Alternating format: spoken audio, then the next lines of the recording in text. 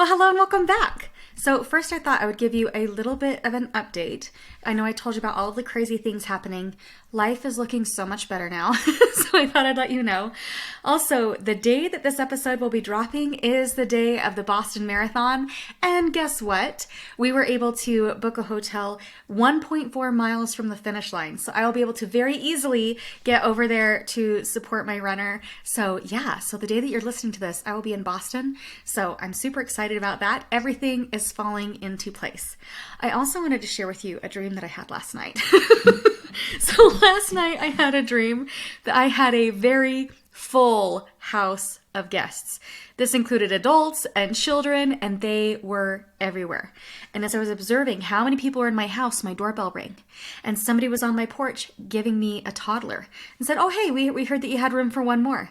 And I was quite surprised at the assumption. And then there was a woman approaching my door that had official documents saying, "Oh yeah, I was referred to stay at your house." And I was racking my brain thinking of all of the people in my house and thinking, where am I going to put these people and how can I tell them no? Because I really don't have room for the people that are already here. How can I possibly kindly tell them no where they're not going to experience any negative emotions? And it was so interesting to observe my mind when I woke up, right? Because then when I woke up, I thought, wow, even in my sleep, it's hard to overcome people pleasing, and I'm highly concerned about other people's emotional reactions to my setting a boundary, right? So I thought that today we would talk a little bit about what happens when you do have to set a boundary with something and they experience disappointment. Now, I know that for the bulk of my life, someone else experiencing a negative emotion has pretty much been the worst case scenario, which is why we people please, right? We want everybody to be happy so that we don't experience a negative emotion. Because if they are unhappy, we are unhappy. If they are disappointed, we are disappointed. But here's the thing, and I really want you to listen closely to this. Someone else having a negative emotion isn't the problem. What other people feel is out of our control anyway. The real problem is learning how to navigate our own discomfort around their discomfort. So let's kind of play around this idea of boundary setting and witnessing other people's discomfort and kind of see if we can shift the internal dialogue around it a little bit to make it a little bit easier for you to witness someone else's discomfort, because it is going to get you a better end result. Now, we have a lot of story in our mind around other people's discomfort when we state a boundary. So we might have the story that, well, they're being very disrespectful if they're upset that I'm stating a boundary. Or we might tell ourselves the story that maybe we're wrong for stating a boundary. If they're upset about it, maybe it's because we've done something wrong. Or we might tell ourselves the story that they are a horrible person for being upset with our newly expressed boundary. But all of these are just stories, and all of these are in fact judgments around other people having a feeling. You are essentially creating discomfort for yourself by having these thoughts around other people's reactions or levels of discomfort. So, what if instead we just thought of their upset as neutral, as just a fact? What if their being disappointed or upset about our setting a boundary was actually okay? Kind of a mind-blowing idea, right? Really sit with that one for a minute. What if it's okay for them to be disappointed? Our brain oftentimes wants to jump to a worst-case scenario, but really, generally speaking, the worst-case scenario is somebody's going to have a negative emotion, and that's okay.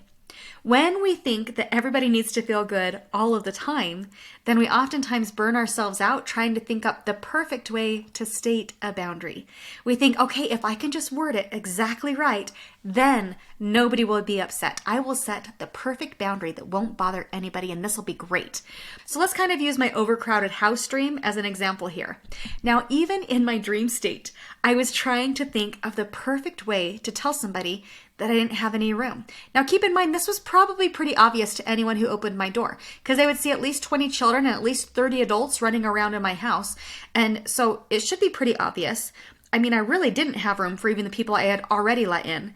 But Dream Me thought, but I just need to find the right words to tell them so that they can just go and find someplace else to stay and it won't hurt their feelings.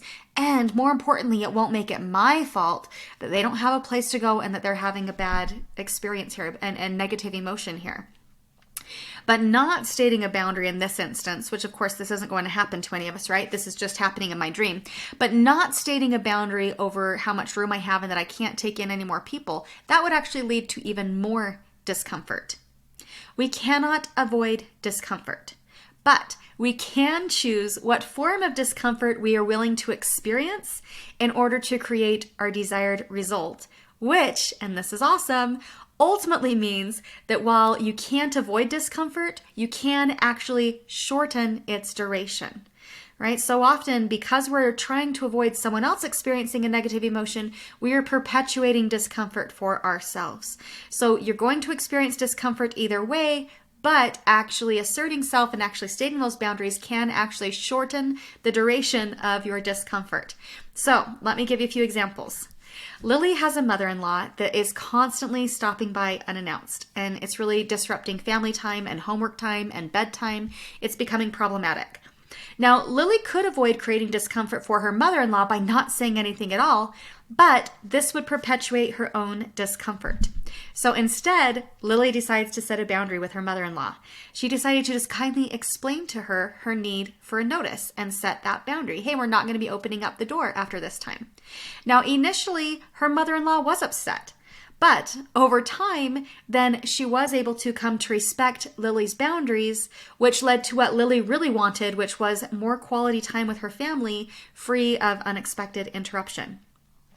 Now again, notice that discomfort is going to be a part of it, either ours or someone else's, but that is also how we learn how to peacefully coexist, is by expressing our needs. If she never expresses what it is that she needs with her mother-in-law, they will not be able to peacefully coexist. There will always be that internal battle and that internal struggle within herself.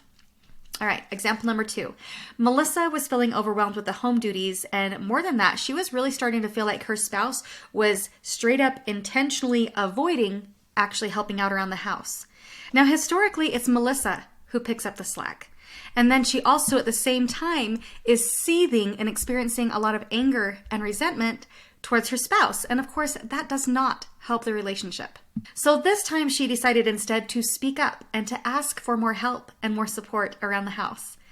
Now, at first, her spouse actually did respond defensively, and that made her question her decision to speak up because that did not feel like peace, right? She was seeking peace, and now there's defensiveness where she was hoping there would be peace. But ultimately, after her spouse had some time to feel their feelings, then they were able to start to pitch in a little bit more, and then they were able to experience more peace and more genuine love and connection in relationship. All right, example number 3. Catherine's teenager had been repeatedly breaking curfew. Now, because Catherine hates confrontation, and also because her teen can be a little bit challenging at times, then Catherine really hesitated to speak up. So when she does finally decide to talk with her teen about responsibility and the importance of curfew and also of respect, then her teen did in fact throw a teen-sized tantrum. And that doesn't feel great when you're on the receiving end of that. But as she continued to show up and maintain her boundary, she soon was able to see that, yeah, okay, holding and maintaining my boundary is actually not only creating more safety for my teenager, but it's also creating more mutual respect in the relationship, which also creates more love and connection. Now notice that your brain is going to want to create a lot of drama around someone else's discomfort, which is going to be perpetuating our own discomfort. That's what brains do. Our brains think that they're keeping us safe, right? It's saying, don't do that or you're going to feel uncomfortable, but we neglect to see that we are already uncomfortable.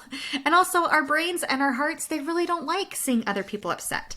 So your brain is going to say that something is wrong if somebody is disappointed in any way around you stating your boundary. Your brain will want to say that they are being disrespectful, or that they should just smile and accept your boundary without any argument, or that they should react in any other way than they are currently with their disappointment. And you know what? You don't have to like their response to your setting a boundary. In fact, you are very much allowed to be disappointed by their disappointment. That is an option that is 100% available to you. And also, coming to accept that somebody will be uncomfortable and that that's okay for someone to experience discomfort can make a huge difference, not only in how you feel, but also around you ultimately getting what it is that you ultimately want. So I want to share with you something that Haley McGee said over on her Instagram. I love her content. Go and check her out. But she said, not every sad or disappointed reaction to your boundary is someone trying to disrespect your boundary. Sometimes they're just disappointed. And they're allowed to be disappointed. just like you're allowed to have a boundary that protects your well-being. Both can be true at once. I love that so much. So if you want your feelings to be acknowledged and seen as valid when you set a boundary, then you must also acknowledge the other's disappointment and view their disappointment as an emotion that is valid. I mean, really, when you think about it, you probably had to state a boundary in the first place because something was going on that you felt uncomfortable with. You were already experiencing discomfort and you were wanting to validate that discomfort by letting the other person know that you needed to put a boundary in place. That discomfort can move us to action and help us to keep ourselves safe, right? And it can also help us to deepen our connection in relationship by sharing those things authentically. And it's okay for us to experience that discomfort. And also, it's a good thing to acknowledge that the other person, they probably felt pretty comfortable with how things were already going. They probably actually didn't even see any need for change at all, which is why you were the one who had to bring it to the table. They didn't even know that you had a problem until you brought it up. They were pretty comfortable with the status quo. So, for example, the mother-in-law was pretty comfortable with coming over unannounced. The teen was pretty comfortable with getting away with blowing off curfew, and the spouse was pretty comfortable with letting wifey do all of the cleaning up.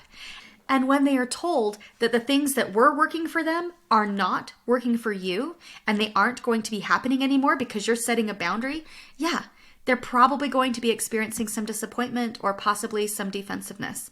And in fact, it makes sense. If the roles were reversed and you didn't know it was a problem and somebody came to you and had to set a boundary around something, you would probably also feel a little bit defensive and a little bit disappointed. And that's okay. These are probably the most likely emotions to arise. Disappointment is a part of life, and it's okay. Remember that navigating other people's discomfort often starts with learning how to navigate our own discomfort and being okay with people just experiencing the emotion of discomfort.